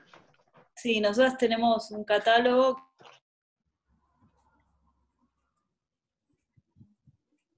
Ceci. Estamos, Ahí va. y tiene 3 metadatos de contenidos. 3 metadatos, dice mi conexión es inestable. Donde hay 3 grandes campos, que es metadatos de forma, de contenido y de, el otro, metadatos de forma, contenido, bueno, son 3, y de, bueno, ya me va a venir. Bueno, en uno completamos con todo lo que tiene que ver con la fecha, el lugar de la imagen, quién tomó la fotografía, la autoría. En otro campo completamos sobre la imagen física, sobre lo que se ve, si es, de qué dimensiones es la fotografía, si es una fotografía color, su estado de conservación, toda esa parte, y la otra parte que es los metadatos de contenido, eso es puramente descriptivo, y para eso necesitamos o a las personas que acercan al archivo o a las amigas que cuenten qué pasaba en esta imagen, dónde estaban, quiénes eran las que estaban en la imagen. Así que es un trabajo como muy grande que estamos haciendo ahora, catalogando alrededor de 6.000 imágenes en 4 meses, tenemos que terminar, pero sí, cada imagen tiene como muchísimos campos de contenido. Es como, una imagen nos lleva alrededor de 15 minutos, 12 minutos, nos cronometramos. Me encanta que lo tengas cronometrado. Sí, no, Sí, porque, Sí, es parte porque tenemos que, parte del proyecto que tenemos que entregar las 6.000 antes de marzo, entonces tuvimos que dividirnos en 3 equipos, 3 personas en cada equipo, y ponernos a dividir los distintos acervos porque hay que completarlos a todos. Sí o sí. Alrededor de 25 fotos por día hay que subir al catálogo, cada grupo. Entonces trabajamos de lunes a viernes de 10 a 3 de la tarde, porque ya te queman las pestañas después. Entonces son 12 minutos por foto que pueden tardar, no pueden tardar más. Es todo muy... Bien, Eduardo, Estamos bien. dentro de lo que nos mostraste ayer, ¿no? Todas estas cajas y carpetas, ¿hay algún campo que uses? ¿Hay algún tipo de clasificación? Sí, digamos, el archivo tiene una parte que está en progreso, digamos, sigue acumulando material, que son esas aproximadamente, ponele 40 cajas de cartón, y están ordenadas, y después hay una parte que son carpetas con folios, que serán otras 40 carpetas más o menos. Pero bueno, la parte esta de las cajas de cartón está organizada. Una parte es como, casi diría, siguiendo algunas temáticas de la historia argentina, ¿no? El periodo del virreinato, los pueblos originarios, los gauchos. Después directamente determinadas historias políticas particulares, como si dijéramos el pensamiento de izquierda y anarquista, el peronismo, el radicalismo, el liberalismo en Argentina. Y después hay otras cajas que son completamente delirantes, ¿no? Que serían, por ejemplo, rock y guerrilla, drogas, una sección que se llama Infinito, que tiene que ver con todo lo paranormal, ¿no? Películas de terror, tapas de discos, una cantidad de imágenes que están vinculadas a la parapsicología, los fenómenos extraños, los ovnis, todo eso me encanta. Después hay otra cosa que es la carrera espacial. O sea, todo eso es como una nave madre de imágenes que, por ahí para los que no saben, yo lo que hago es recortar. O sea, uso tijera, mi método de trabajo es analógico. Es tijera y después fotografías que son intervenidas con plasticola. Hago muy poco collage digital, no me gusta, no me interesa. Entonces yo recorto libros, recorto revistas, diarios, recorto todo lo que me ponen arriba de la mesa. Y esas cajas lo que tienen son esos fragmentos, son como residuos gráficos y visuales. También recojo por la calle, después de cada marcha o en cada marcha, recojo materiales gráficos, volantes, arranco cosas de las paredes. El para-archivismo que anoté de tu presentación. Claro, hay algo ahí que es como una especie de constelación que yo les contaba ayer que no, hasta ahora no me animé a cristalizarla y fijarla en ningún soporte. Son cajas que están para consulta de cualquiera, es un archivo que se puede venir a visitar y tomar fotos de fotos, todo lo que haga falta. Pero no tengo, como tiene Ceci, una capacidad de organización de una estructura, como tienen, digamos, Archivo Trans, me parece que ha logrado formar un equipo de trabajo muy profesional. Esa parte de mi trabajo no existe. Es un archivo que tiene como también una parte muy ligada a la imaginación política, y entonces es como medio, no sé, como alucinatorio. Es un orden un poco alucinatorio también. No sé si lo digo correctamente. Pero no por Bueno, ser distinto, perdón, no por ser distinto, carece de tanto amor, ¿no? Porque vos con lo que haces le pones un amor terrible. Yo a mí me gustaría preguntarte si tenés algún archivo que te arrepentís de tenerlo, o te arrepentiste porque lo hiciste convencido en tu momento y ahora decís, estoy que lo tiro, no lo tiro, lo Qué buena pregunta. desecho. adhiero, muy buena pregunta. Lo que pasa que, te soy sincero, Carmen, lo que me ha ocurrido con esto, yo, como les conté, empecé en 1999, fui por primera vez al Archivo General de la Nación, al Departamento Fotográfico, a buscar imágenes. Y en el 2000-2001 le puse el nombre a mi trabajo de archivo caminante. O sea, desde esa época hasta ahora me la paso recolectando este tipo de material. Y lo que se ha armado, me parece, en mí, es como una estrategia, ¿no? Hay partes del archivo que yo le tengo miedo, que no me gusta revisitar. Son muy oscuras, vinculadas justamente a todas las dictaduras de Argentina, a la campaña del desierto, a un montón de represiones. O sea, son imágenes que yo, y personajes, entre comillas, que mejor verlos muy poco. Pero tirar no he tirado nada. Todavía. Me Todavía. encantaría encontrar algo en tus archivos, algo que me lleve a la asamblea del año 13, por ejemplo. Me encantaría saber más de esa época. Ok.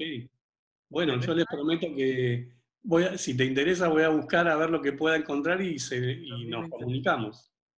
Pero es un acto de amor muy grande, porque eso es de recortar figuritas y pegar con plasticola, bueno, perdón por la marca, pero bueno, No, no.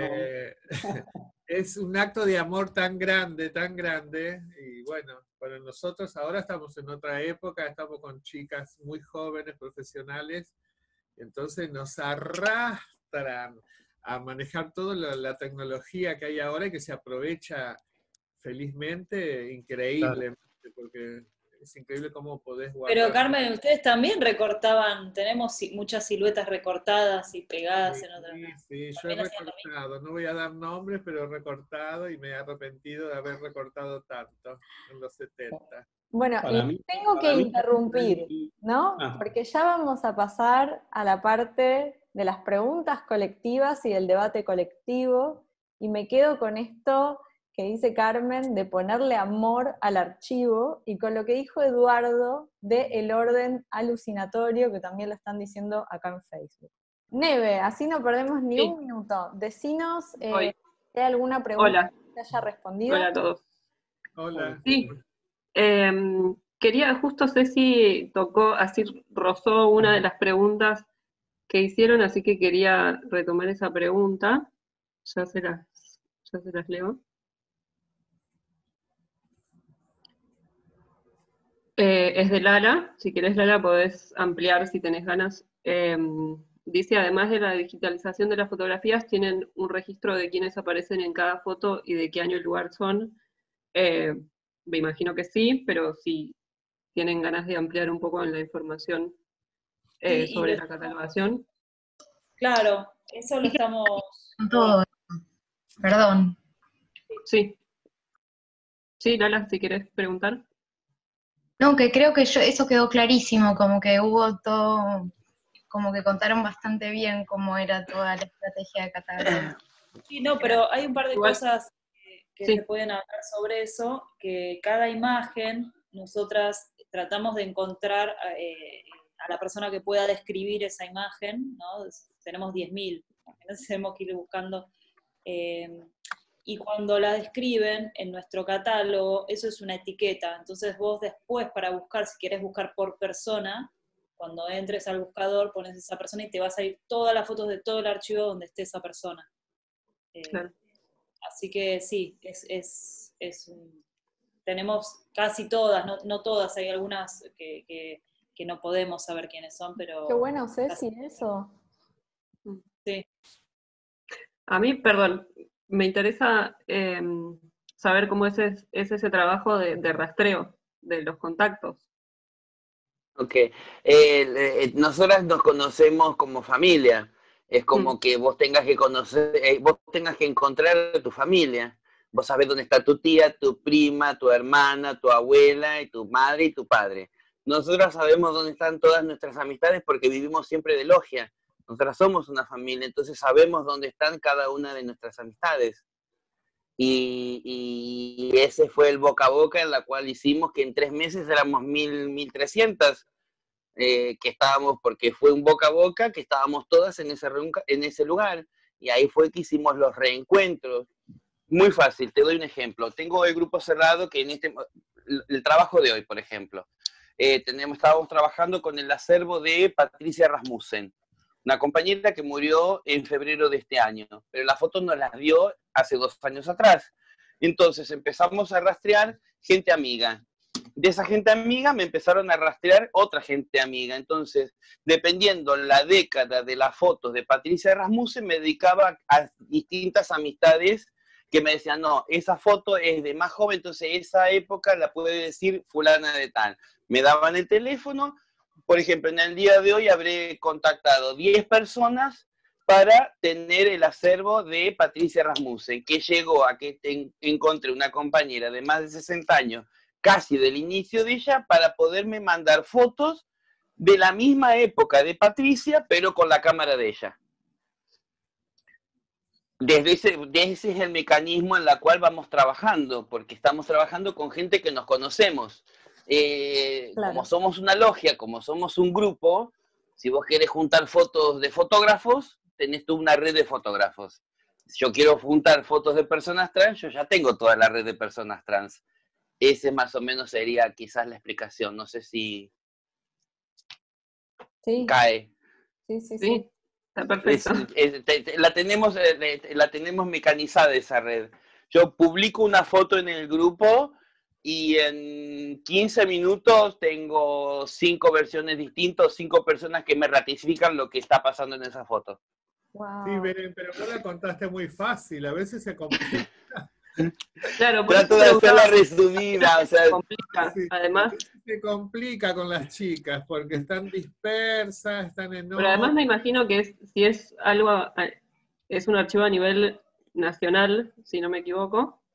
no tenemos todas las Complica- provincias, pero tenemos la mayoría de las provincias, sí. Claro, se complica a ese nivel y también porque las personas van muriendo y también hay muchas chicas que fueron negadas por sus propias familias, entonces en ese sentido también es difícil rastrearlas por ese lado cuando se las niega. Claro, pero al haber sido rechazadas de su familia biológica, son parte de nuestra familia. Exacto. Entonces, no es que andan dando sueltas, si quedaron sin familia biológica, pero pasaron a ser parte de nuestra familia. Son mi hermana atrás, mi tía atrás, mi madre atrás, mi abuela, mi prima. Tenemos nuestra familia dentro de esta logia.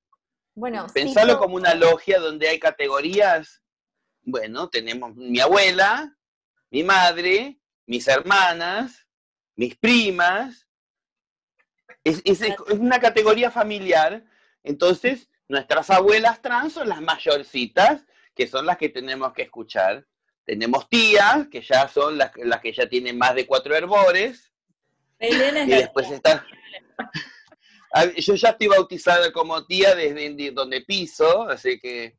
cito, cito a Nilda Rosenberg, calculo que tiene de apodo Nil, que dice red afectiva, y creo que eso es algo que se cumple también en muchos contextos disidentes, como también es la performance.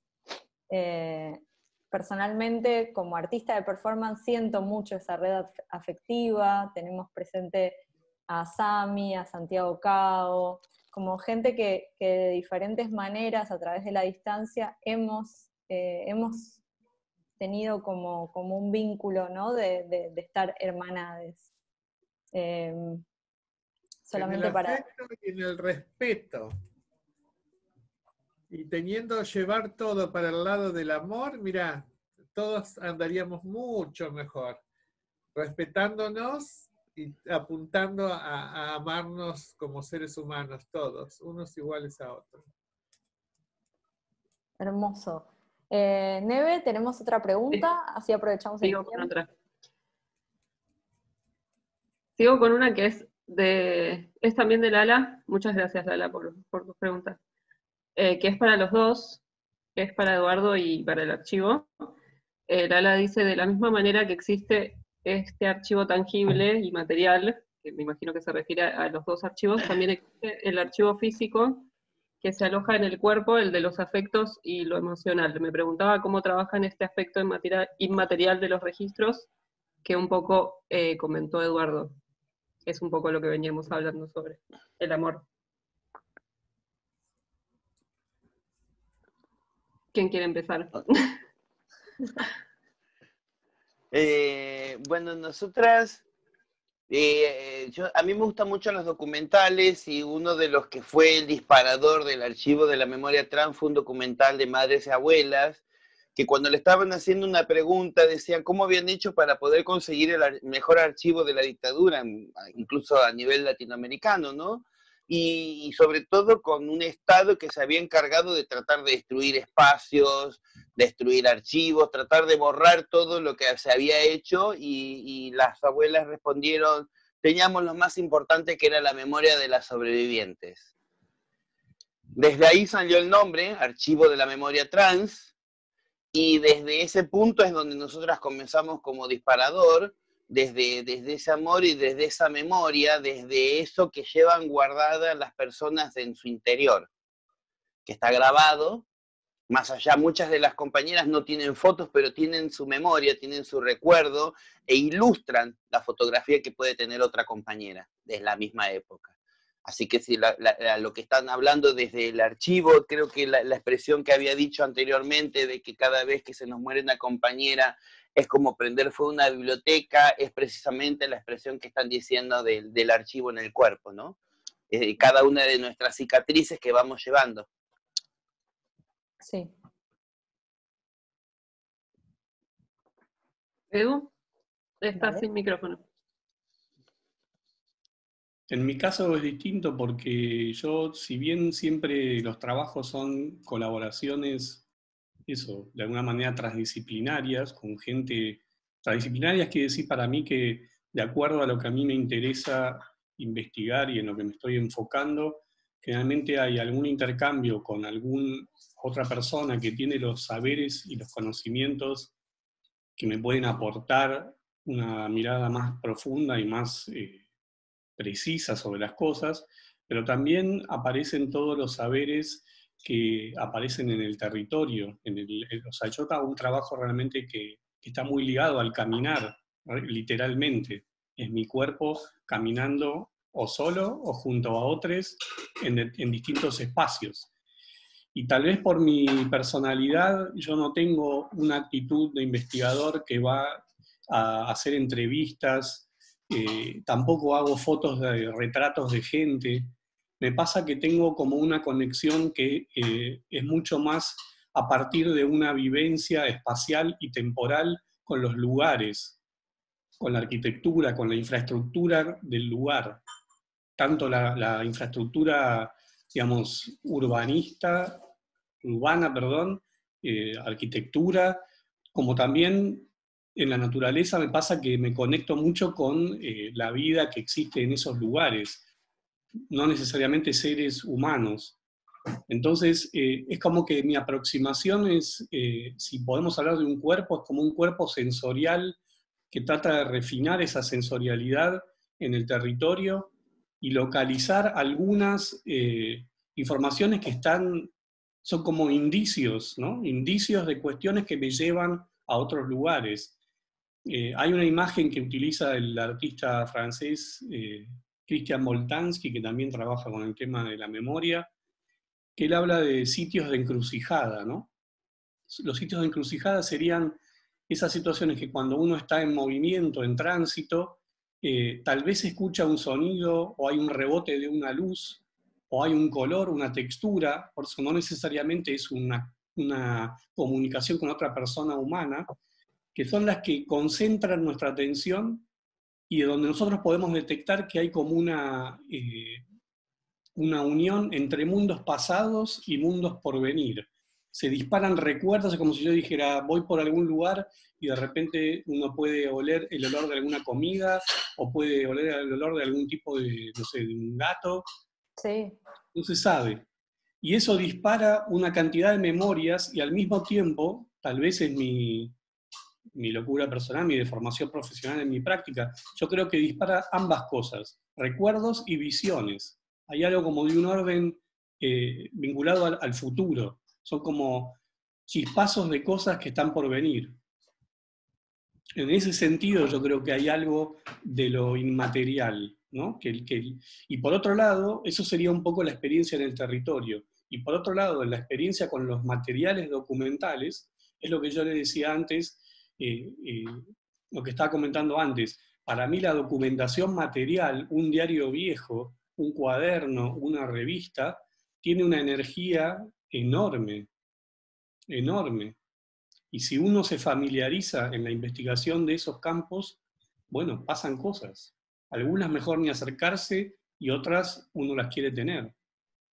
Como decía Carmen, a ver si había algo que no querías tener ahí. Claro, y también porque hay algo que tiene que ver con la formación, creo yo, en el lenguaje artístico visual, que es que a mí me interesa mucho, creo mucho en el poder de los signos y de los símbolos para transportar esas energías, para activarlas y para ponerlas en movimiento. Entonces muchas veces lo que me interesa es detectar eso que para mí tiene esa fuerza simbólica, que por ahí no es un símbolo creado por humanos, por ahí es un agujero en la tierra, por ahí es un árbol quemado. Hay un montón de cosas que nos rodean en nuestra vida, es como también salirse un poco del antropocentrismo, ¿no? De que nuestra vida y nuestra historia está rodeada por un montón de cosas que no son solamente humanos. Entonces yo le doy mucha bolilla a esos campos simbólicos. Me parece que tiene mucho que ver con las formas de narrar la historia que nos van a emancipar, que nos van a sacar del antropocentrismo y del capitalismo, que en todo el tiempo lo que ve es como verse el ombligo. Son historias que se cuentan a uno mismo, ¿no? Sí. Disculpame, Eduardo, ¿hace cuánto que estás trabajando en tu proyecto? Y desde el 99. 99. No te tocó mudarte mucho, ¿no? En Buenos Aires, en mi ciudad, sí, pero Donde fuera de la sea. Argentina. Mudarte con todo ese material, con tu archivo, con tu acervo, con tus Sí, cosas. claro, no. Yo lo que ustedes cuentan, la experiencia de ustedes es increíble, realmente es admirable. No sé Porque qué en palabras épocas de usar. proceso, nosotras en lo personal hemos tenido que atesorar todas esas cosas y Claro, llevarlas con nosotras claro. y tratar de preservar todo eso. Y muchas Sí, no, cosas no. se perdieron, pero cuando estás prohibida, prohibides en todo sentido, cómo cuesta conservar y mantener los recuerdos, la historia, ¿viste? Por eso Claro. se usa mucho también lo que una puede recordar y eso. Yo la verdad que te felicito por el trabajo que haces y No, yo las felicito a ustedes que lo están haciendo, como vos bien decís, nosotras es también. una relación entre memoria y vida que es completamente acechada, ¿no? Perturbada. Realmente es admirable lo que están haciendo. No sé cómo estamos de tiempo, pero me parece que no hay mucho tiempo, sí, porque realmente Sí, Tenemos sí, unos sí. minutos todavía. Estamos muy bien todavía para continuar con el debate colectivo. No sé si Neve tenés una pregunta. Yo tengo una pregunta, ahora continuamos, me voy a tomar esta licencia, les pido disculpas. Tengo una pregunta para las chicas del archivo. Ustedes, Belén en un momento nombró, bueno, y Ceci también, nombraron diferentes clases de documentación que componen el archivo. Y a mí, personalmente, como fotógrafa, me asombra muchísimo la permanencia de la materia del objeto fotográfico, entre tantas, entre tantos desplazamientos, tantas mudanzas, eso se destruye, se va perdiendo. Me parece increíble que haya tanto material. Lo que, Sí, la explicación es esta. Nosotras como familia, nosotras no heredamos material de valor. Cuando una de nuestras compañeras moría, la familia entraba para llevársela, vender la cama, agarrar el televisor y vender todas las cosas. Nosotras heredábamos las fotos. Por eso nosotras fuimos primero coleccionistas, protectoras, éramos las quienes guardábamos. Por eso es que cuando hablas con alguna compañera, normalmente no trae solo sus fotos, trae las fotos de alguna compañera muerta que heredó. Y ese es un mecanismo que venimos viéndolo no solamente en Argentina, sino también en el resto de Latinoamérica, por lo menos en los países que me ha tocado ver, y tratando de fomentar también el tema de la recolección. Hay países en los cuales están tan mal, por ejemplo Honduras, todo lo que es Centroamérica, donde tenés no solamente la violencia social y policial, sino tenés las maras, tenés el narcotráfico, tenés los parapoliciales, o sea, distintos tipos de violencia muchísimo más grandes, y que yo venga y querer decirle, ¿por qué no arman un archivo? Me dicen, me están matando. Pero dentro de ese aspecto, que es como decir Argentina en los 80, le digo, bueno, guarden el material, en algún momento van a poder estar como tuvimos nosotras en el 2012, y decir, hay un punto de inflexión, cuando se ve historia se dice una línea de tiempo y hay un hito que dice, esta es la edad media, edad moderna. Para nosotras nuestro hito fue la ley de identidad de género, que fue la que nos puso dentro de la democracia. Nosotras nacimos en dictadura de las personas trans. Si yo nací en el 2010, yo nací en la dictadura para una persona trans, porque no era reconocida, no tenía una identidad. Esa búsqueda que utilizan muchas personas dentro de los derechos humanos, la importancia de la identidad, nosotros la logramos a partir de la ley de identidad de género. Con ese título, ¿no? A partir del 2012 podemos empezar a reconstruir nuestros pedazos, como después de una guerra, cuando hacen un parate y decir, bueno, contemos nuestras muertas y juntemos los cuerpos. Bueno, nosotros empezamos a juntar esos pedazos de fotos para poder empezar a reconstruir una historia y empezar a contarla nosotras mismas a esa historia. Una historia que no estaba contada. o por lo menos si estaba contada, estaba mal contada, porque estaba contada por grupos cis, por una prensa, por un fotógrafo amarillista que nos sacaba fotos.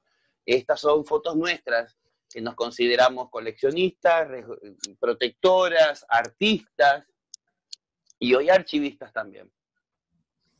Ahí cito Bien, a Nelda Ramos, otra hermana de la performance, que dice cuerpo archivo, archivo del amor, archivo viva. Nilda Rosenberg, que de vuelta dice cuidadoras de historias, tejedoras de identidad. Está buenísimo también estar acompañadas de compañeras performanceras que han hecho historia mucho antes que... Vamos a tener que guardar todos esos títulos que nos están diciendo, si nos ahorramos los títulos para las muestras. Totalmente. Están muy buenos todos, háganos un listado, que a veces nos dicen un nombre para la muestra y estamos tan quemadas a veces que no nos sale el nombre. Bueno, estamos haciendo muy archivo bueno. del video y del chat, así que todo lo que dejen en el chat es archivo. Eduardo Molinari con Memoria y Vida, así que les vamos a pasar una copia de todos estos títulos. Tenemos que ir cerrando, así que no sé si hay alguien que quiera hacer una pregunta a viva voz y que quiera ponerle voz a su pregunta, alguna pregunta que no se haya hecho.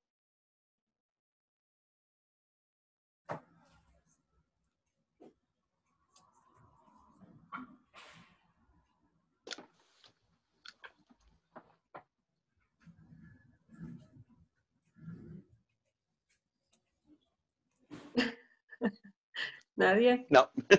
Bueno, me parece que ahí vamos estando. Me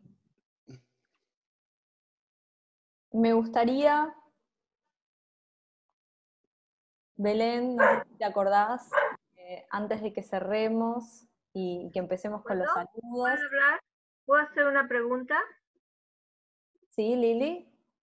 Sí, me encantaría, si pueden, decirme en los puntos de contactos, además de lo que ya han expuesto, y decirles que fue maravilloso el momento, el encuentro, el punto de contacto más potente entre los dos colectivos, entre los dos archivos. ¿Cuál consideran ustedes, ambos, que sería el punto de encuentro más fuerte entre los dos? Eduardo, que es teórico. No, yo no soy teórico, pero creo que todos podemos sentir pensar. No, me parece que una coincidencia que yo siento desde el Vamos, tal vez cada uno la ejercita de distinta manera, es que es tomar la propia voz, es que la historia la contamos con nuestra propia voz. Creo que también es un legado del 2001 en algún aspecto, ¿no? No son cosas, no son imágenes, no tienen como interés representar a nadie ni a nada, sino que es nuestra historia, la que podemos contar solamente nosotros como protagonistas. Eso me parece primero algo en común. Y lo otro que es que son archivos que, como dijo Carmen, tienen amor por la vida, amor por la biodiversidad, amor por la vida diversa. No es el archivo de una cosa, de una expresión de algo. Tiene ganas de comunicarse con nosotros, otras historias. Para mí es eso. Yo le agregaría que la pólvora ya está inventada.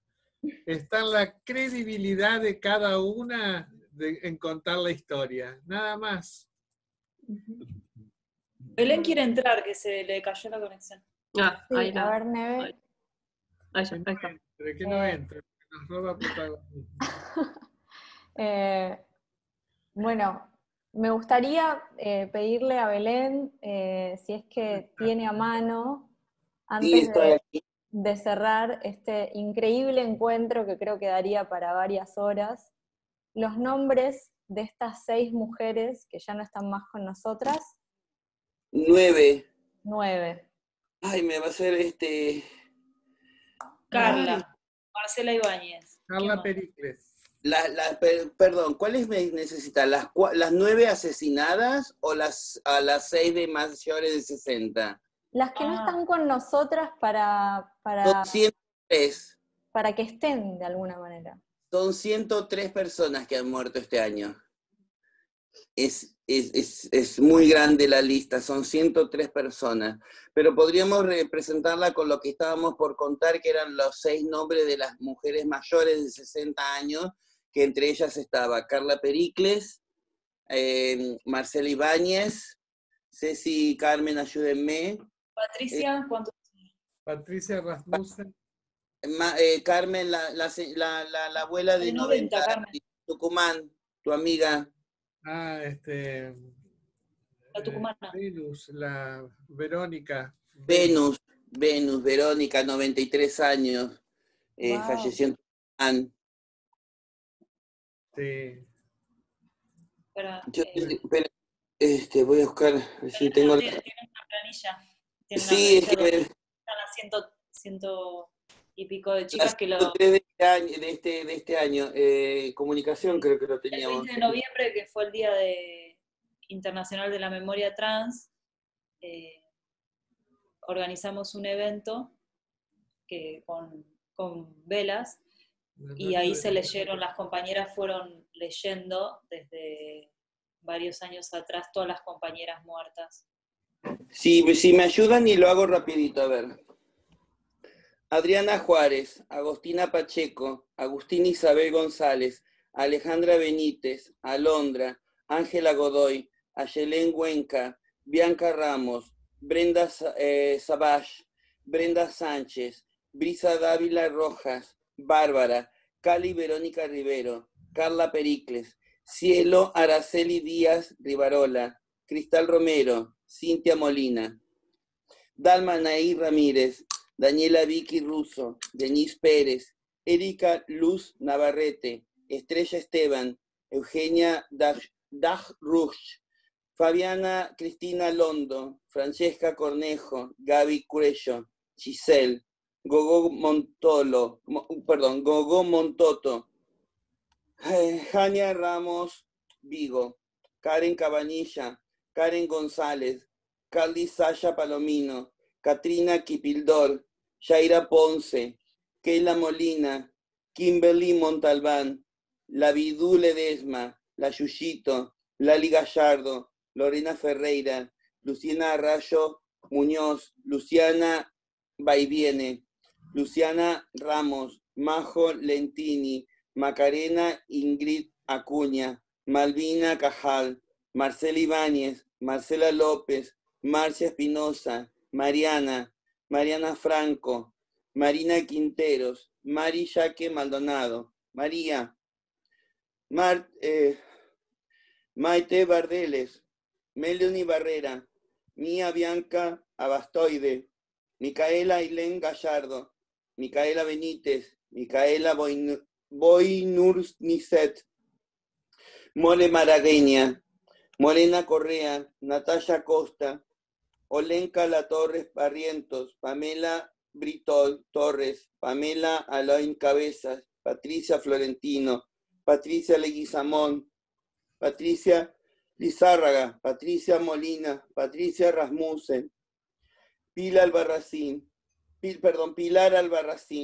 Pilar Lamas, Priscila Oviedo, Priscila Ponce Nieto, Priscila Joana Locarnini, Pura Eugenia Domingo, Renata Rocha, Roberta Carvajal, Rocío Ailén Samaniego, Salomé Elizabeth Chaldén, Sheila Taguada, Silvana Roldán, Tamara Abigail Pereira, Tamara Denise Morales, Tamara Priscila Bustos, Tatiana Rivadereira, Tomás Jaime Gómez, Tamara Bardot, Valeria Ayala Calderón, Vanessa Ferril, Vanessa Rótolo, Verónica Venus, Virginia Daniela Machabelo, Wanda Silveiro, Yamil Leitón, Jenny Macinel Toledo, Jennifer Juárez.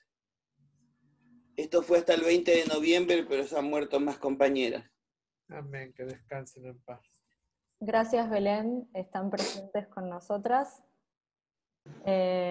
Les quiero agradecer profundamente por estas presentaciones, por este tiempo, por este amor, por abrir también esta red de afectos, por dejarnos entrar a la vez. Y a todos los presentes, tanto en Zoom como en Facebook, que han tenido un montón de participación súper activa, y a todos los comentarios. Así que les agradezco un montón. No sé si Belén, Eduardo, Ceci, Carmen quieren hacer algún comentario. Muchísimas gracias. Gracias por el espacio. Agradecer Gracias por el muchísimo espacio y también. por el respeto, sí. Muchas gracias. Por favor.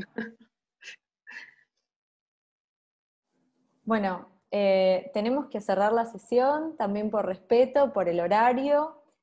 Con esto cerramos y les esperamos en enero para las otras 2 jornadas que quedan. ¿Sí? Luego vamos a volver a abrir las inscripciones, vamos a mantener la información por redes sociales y por newsletter. Gracias a todos los mensajes. Después vamos a hacer archivo de todo lo que están enviando. Así que gracias nuevamente y nos vemos en la próxima jornada.